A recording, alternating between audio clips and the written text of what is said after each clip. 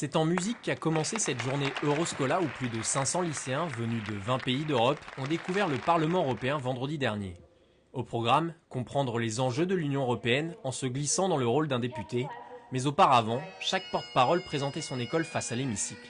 In our school, there are 312 students. We study digital electronic systems. Ce matin, quand je suis arrivé devant le Parlement, j'étais impressionné. Honnêtement, c'est super grand. Puis, non, franchement, déjà, on est rentré dans l'entrée. Je pensais qu'on était déjà rentré, sauf qu'en fait, on n'était pas du tout rentré encore. Et c'était immense. Je levais la tête, je voyais pas le toit. C'était... Wow. 21 élèves du lycée yvelinois, issus de filières CAP ou bac professionnel, ont fait le voyage jusqu'en Alsace. Un déplacement dont chacun veut garder un souvenir, mais avec tout de même beaucoup d'enjeux.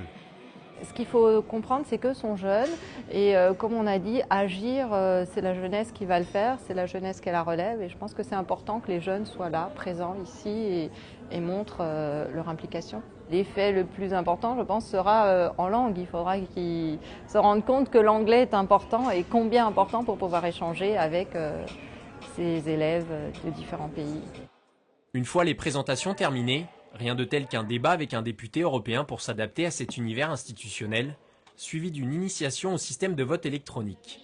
Après la pause déjeuner, les lycéens se sont répartis en 6 groupes de travail autour de thèmes comme l'avenir de l'Europe ou les migrations, avant d'en débattre dans l'hémicycle.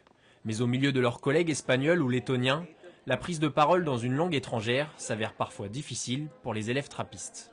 On se rend compte que la France a 15 ans de retard sur l'éducation de l'anglais entre les autres pays de l'Europe. Ça n'a rien à voir. C'était vraiment formidable. Il y avait tellement de sièges, on était 700 personnes. Cette journée s'est logiquement ponctuée par l'hymne à la joie, au cours duquel les jeunes lycéens ont porté fièrement les drapeaux européens.